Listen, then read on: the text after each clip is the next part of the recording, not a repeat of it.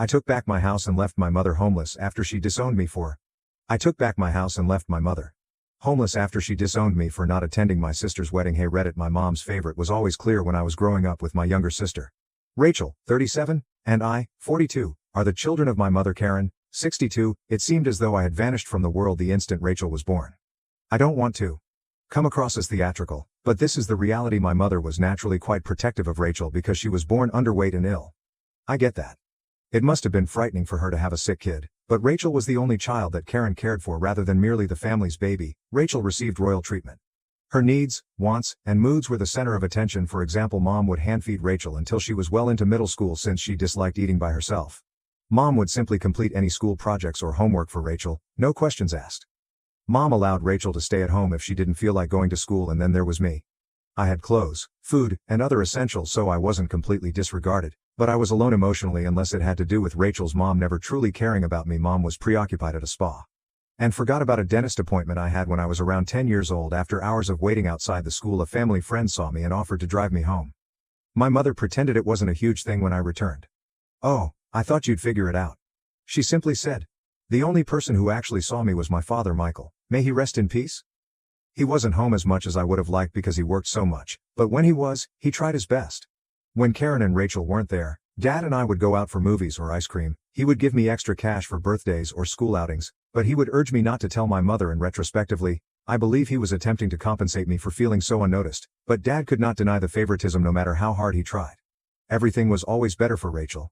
I had to save money or work for what I desired. Rachel, however, only needed to ask and it would materialize. I requested a bike one Christmas and Rachel made a last-minute request for the same item. Rachel received a brand new, gleaming bike beneath the tree on Christmas morning. I received some socks. You're older, assistant obsession. Mom would move quickly to resolve whatever small problem Rachel was having, such a friend not texting her back or receiving a poor grade. I quickly learned not to bother going to her for anything, though, as she would tell me to stop being so dramatic or figure it out like an, whenever I was upset about something. Of course Rachel took it all in. Why wouldn't she? She was living the dream since Mom took care of everything for her so she didn't have to do anything. Rachel eventually stopped learning even the most fundamental life skills. She was incapable of managing her own schedule. Cooking or even cleaning. Rachel was totally reliant on her mother since she protected her from everything. I didn't know how toxic the dynamic was until high school. Mom would complete Rachel's schoolwork after she would sob to her about how difficult her lessons were. Mom pleaded with the principal to have Rachel's grades modified after she failed high school, accusing the teachers of failing to recognize her unique needs. Naturally it didn't succeed, but it demonstrated the lengths Karen will go to in order to shield Rachel from responsibility of any kind. However, I was supposed to be self-sufficient. I had to work things out on my own. If I had trouble in school, I had to use the money I earned from babysitting if I wanted to participate in extracurricular activities, and Karen would tell me, "You're the older sister. You need to set an example." If I ever ventured to voice my displeasure, I was eager to be out of high school. By the time I graduated, I never looked back. After enrolling at a college in a different city, I never made a better choice than to move away. I was able to breathe for the first time. I didn't have to compete for Karen's attention or continually compare myself to Rachel. I might simply be myself. Rachel, meanwhile, remained at home and didn't leave until she was 26 years old and married. Karen continued to be involved in her life even at that point, phoning her 5 times a day to inquire about topics like what did you eat or how is your hubby doing. She even unexpectedly came up to bring Rachel groceries or clean her house, even though Rachel and her husband were more than capable of handling those tasks on their own. For my part, I was going about my life. I obtained a job after graduating from college and began constructing my future. Dad kept in touch with me by giving me frequent phone calls and coming to see me when he could not so much. Karen, she would occasionally comment on my Facebook posts or send me a birthday text, but that was about it. I honestly didn't give a about her unrelenting criticism and partiality no longer burdened me, and I was joyful in hindsight. I believe Karen's fixation on Rachel stemmed from a desire for control. She never allowed Rachel to grow up. Because she wanted her to always be in need of her, I had to fend for myself after being thrown out of the nest early. Although it was painful at the time, I now consider it a blessing. While Rachel became totally dependent on Karen, I learned to stand on my own 2 feet. The dynamic remained the same even after I left. Karen was Rachel's facilitator, was the forgotten child, and Rachel was the golden child. Some things never change. That is humorous. Not funny haha, but funny in a depressing manner. But everything I did 11 years ago. At first, Dad's frequent coughing didn't seem like a huge concern. He blamed it on a recalcitrant cold or allergies. However, he didn't get better as the weeks stretched into months. He actually grew worse. He was usually exhausted, breathless, and simply not himself. Nevertheless, he continued to labor because he was a selfless, industrious man, who always put the needs of others before his own. Karen didn't appear to notice at all. She was too preoccupied with her daily schedule of yoga sessions, spa visits, and whatever else occupied her time. After her first marriage ended, Rachel was back at home by that point. She didn't appear to be really worried about Dad's health, and she wasn't working either. They seemed unwilling to face the inconvenience of admitting that something was amiss. I was trying to keep some distance from all the family dysfunction while establishing my career in a distant place. During our frequent phone conversations, I could sense that something wasn't right. He sounded more worn out and weaker. He dismissed my question about whether he had seen a doctor, claiming to be all right. I knew he wasn't, though. When he eventually went to the hospital following an especially severe coughing spell, things reached a breaking point. A serious lung infection was the diagnosis. When I learned, I immediately dropped everything and ran home. I was appalled when I arrived. Dad was lying in bed by himself, looking so weak and ill. Rachel and Karen, they were out getting manicures. Karen pretended to be shocked to see me when they returned. She even attempted to give me a hug, but I refused. When I questioned her why she wasn't with Dad, she said that she had errands to run. Both had recently had their nails done and were carrying shopping bags, so it was clear they had just left the spa. I spent as much time as I could with Dad when he was admitted to the hospital. Every now and then Karen would stop by, but only for a few minutes. Rachel said it was too hard for her to see him in that state, and she hardly turned there at all. I was balancing everything at the same time, including communicating with doctors, controlling his medicine, and attempting to make him comfortable. On most nights I even slept in a chair by his bed. It was frustrating that Karen didn't participate. It's not like she was too busy to be there because she didn't work. However, she pretended that going to the hospital was a huge hassle. The day she stated, "He's in good hands with the nurses," will always stick in my memory. Should I just sit there or what? Yes, Karen, supporting your husband is exactly what you're meant to. Dad was released from the hospital. After a week we hired a nurse to assist at home because he still required round-the-clock care. Karen was expected to take charge and assume greater responsibilities, yet she continued to be untrustworthy. She would leave for hours to run errands only to return with shopping bags, or she would fail to give him his medications on time. On one occasion she chose to stop at the salon before picking up an oxygen tank for him. I had already made arrangements for someone else to deliver it by the time she arrived home. Rachel wasn't any better. She said she avoided Dad completely because she couldn't bear to see him in such a vulnerable state. She spent much of her time in her room watching TV or browsing on her phone. She even went on vacation with her friends during one of Dad's worst bouts, leaving me to manage everything by myself. In the end I resigned from my job to care for Dad full-time. To be honest, I didn't want to leave him alone with Karen or Rachel, and I didn't trust them to do it. He was worthy of better. In order to keep him from feeling lonely, I prepared his meals, assisted him with his physical therapy, and made sure he had company. I loved him. So even though it was exhausting, I would do it all over again if I had to. As Dad's health deteriorated, Karen did make an attempt to work harder, but it was too late. She would sit next to him, but she would be glued to her phone, either talking to Rachel or posting on social media. It seemed as though she was unable to fully focus on him. Rachel only arrived after being coerced by Karen, and even then she would excuse herself and depart after a short while. A few months later Dad died. The nurse, I, and a few of his friends who had come to bid him farewell were all around him. Rachel and Karen, they weren't present. Rachel was out with friends, and Karen had gone to some sort of wellness retreat when it became apparent that Dad was running low on time. I contacted both of them, but they did not answer. The funeral went by quickly. I was tired and heartbroken, but I still had to put up with it from Rachel and Karen, as though she hadn't been ignoring all the warning signals for months. Karen talked to her friends about how unexpected Dad's death was. For the majority of the funeral Rachel made a huge show of crying, but it felt so forced. She hadn't given a when it counted. Dad's attorney called me a few weeks after the funeral to discuss his will. I was hoping for a tiny inheritance or a memento, but nothing more. However, I was taken aback when I met with the attorney. Dad had bequeathed the house, his savings, and his assets to me. Rachel and Karen received nothing, given how little his wife and youngest daughter cared for him. I could only imagine how much anguish Dad must have been going through in his last months. He expressed his appreciation for everything I'd done for him by leaving everything to me. It caused a firestorm, though, when Karen and Rachel learned. They were furious. In fact, Rachel yelled at the attorney, stating that she could never be subjected to this treatment by her father. Karen called and insisted that I give them a piece of the inheritance. I declined for the sake of my sanity. I disconnected from Rachel and Karen. Their sense of entitlement was draining. I eventually met my husband. After relocating to the city where I was employed and concentrating on starting again, we relocated abroad for his work, got married, and had a baby. To be honest, I didn't feel the need to tell Karen or Rachel about it because it was a new beginning. After a few years I became a mother to my daughter. Karen appeared at my place out of the blue. It was unexpected to see her at my door, as I hadn't spoken to her in years. She appeared more worn out and less put together. She sobbed, expressed regret, and expressed her want to be involved in my daughter's life. She even acknowledged that she felt bad about the way she raised me. She said she just wanted to make amends because she had been living with remorse ever since Dad died. Although I must admit that I didn't trust her, I chose to give her a chance. It was all right for a time. Karen would occasionally send gifts and make videos calls to see how my daughter was doing. For once it felt normal. Then predictably the hints began.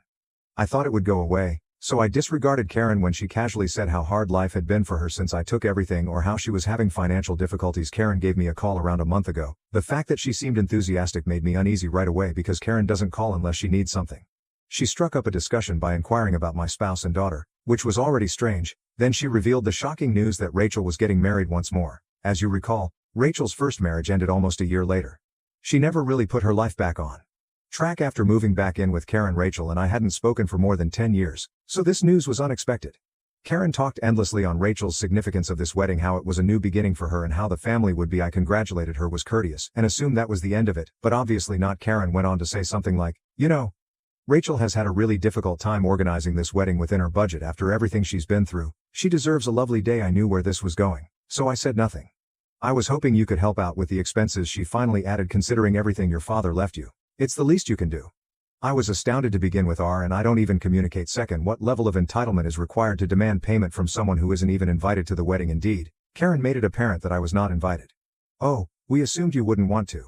Traveling with a baby, but of course you're welcome to come, Karen said in an attempt to backtrack when I brought this up. Your sister is getting married, so you don't need an invitation. I bluntly told her no, I had nothing to pay for. She attempted to place the blame on me by claiming that I had an obligation to assist Rachel as the older sister. She also mentioned Dad's wealth, saying that while Rachel was struggling, I was hoarding the family fortune. I informed her that Rachel and I were not romantically involved and advised her to get in touch with Rachel directly if she needed assistance. Rachel predictably never did. Karen didn't accept rejection. She kept bringing up the same point in her voicemails and texts over the course of the following. A few weeks ago, I was disappointing Rachel. I was self-centered, and I didn't care about my family. If you don't help, it will ruin ours big day, and everyone will know it's your fault, she even stated. The problem is that Rachel and Karen were behaving as though I owed them money, but when I needed assistance, where were they?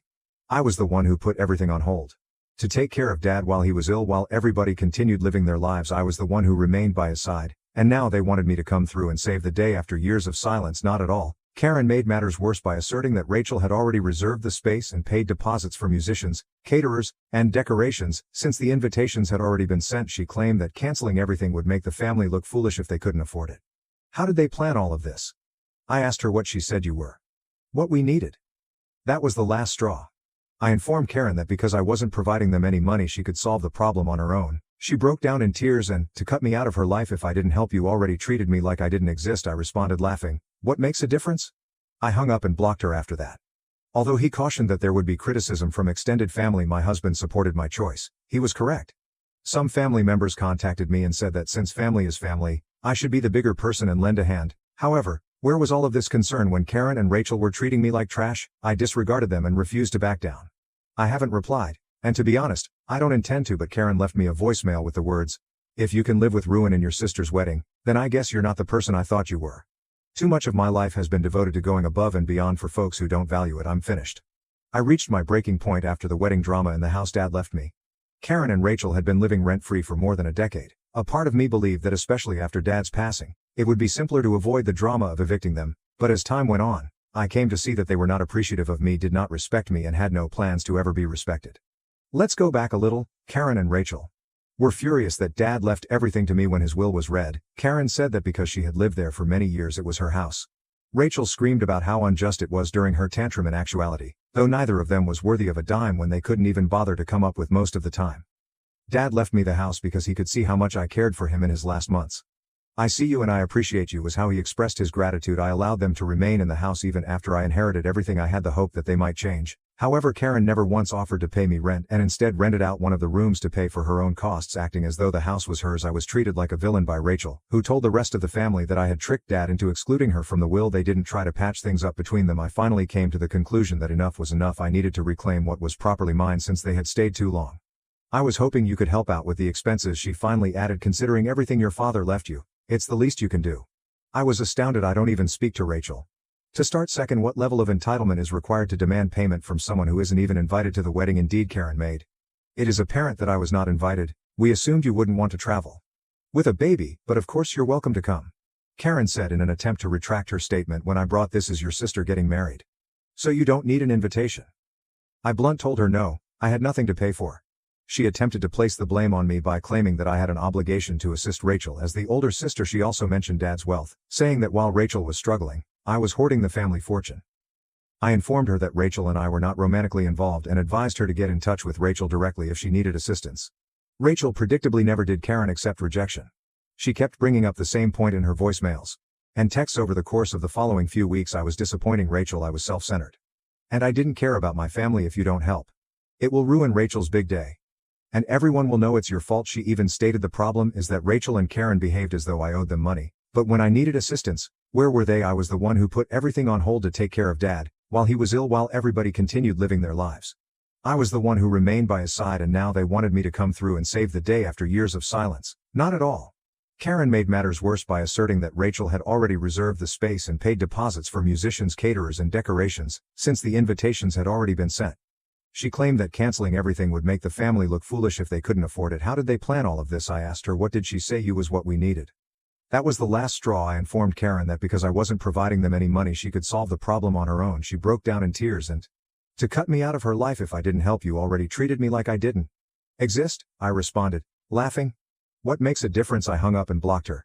After that, although he cautioned that there would be criticism from extended family, my husband supported my choice.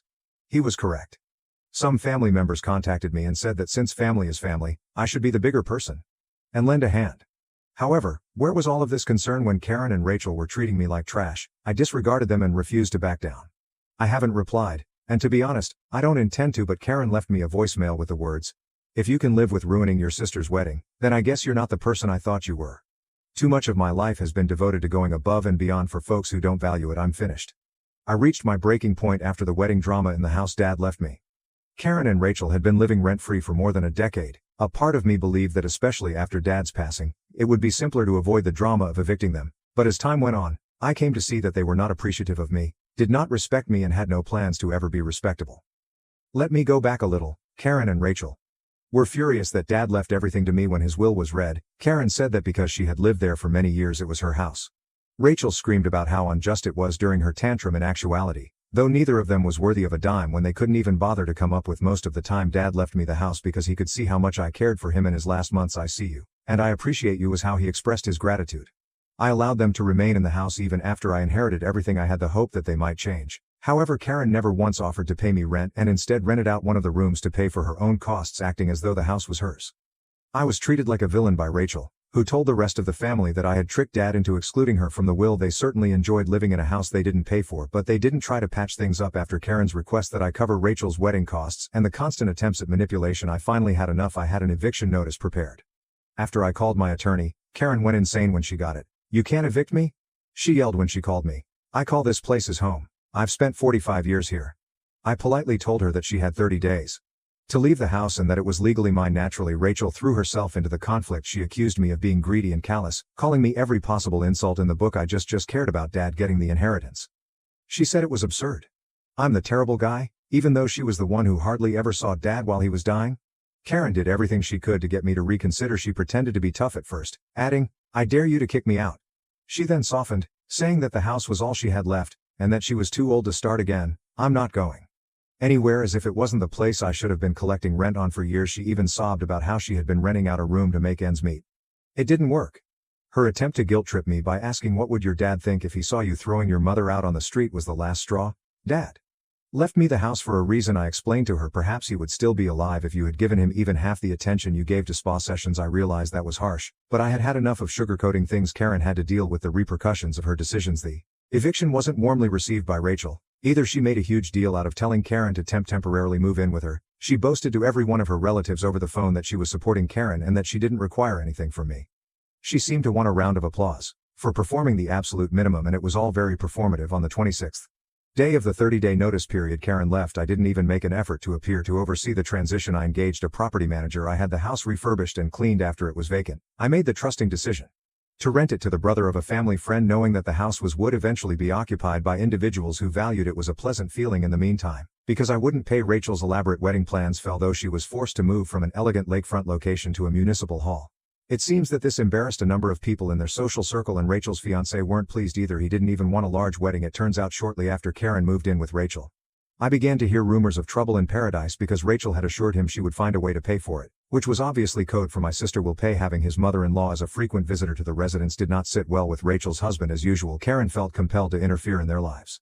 She would make fun of Rachel's cooking or remark on how Rachel's husband managed the house and overall be a pain in the neck. Some family members have attempted to use guilt-tripping to get me to forgive Rachel, and Karen insists that I should have allowed Karen to remain in the house and that I have gone too far. But to be honest, I don't care about these people's thoughts anymore because they remained silent when I was being tormented. Let's go on to the final update.